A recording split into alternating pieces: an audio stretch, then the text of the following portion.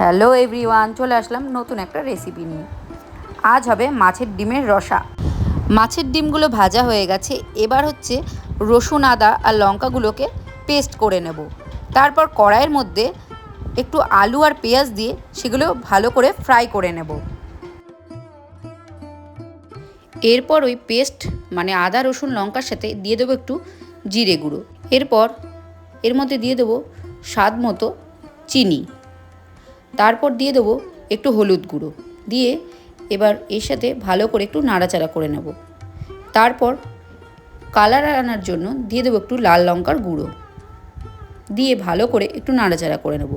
তারপর দিয়ে দেবো একটা টমেটো দিয়ে একটু ভালো করে কষিয়ে নিতে হবে।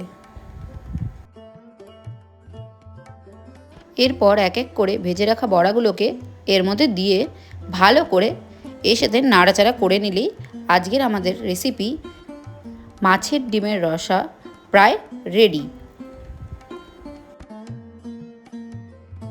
যেহেতু এটা মাছের ডিমের রসা, তাই সামান্য একটু জল দিয়ে আরেকটু নাড়াচাড়া করে নেব।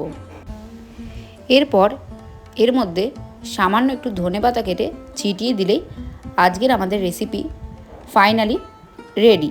তো এরপর আমার শ্বশুরমশাইয়ের রিভিউটা তোমরা শুনে নাও কি বলছে। বন্ধুরা আবার চলে এসেছি। আজকে মেনুতে সেরকম কিছু নেই। আজকে মেনুটা ডাল দিয়ে পাট শাক আছে না, সেটা বলা যায় নাকি? হ্যাঁ, এটা চেষ্টা কি খেয়ে শসা, গাজর, লেবু, টমেটো। তবে একটা জিনিস আজকে বন্ধুরা তোমাদের দেখাচ্ছি। এটা তো মাছের ডিম, আশা করি সবাই বুঝতেই পারছো এটা মাছের ডিম। কিন্তু আরেকটা জিনিস আছে, সেটা হচ্ছে মাছের ডিম দিয়ে আলু দিয়ে আরো কি সব বেশ আছে। এই যে এটা এটাকে মাছের ডিমের রসা বলে।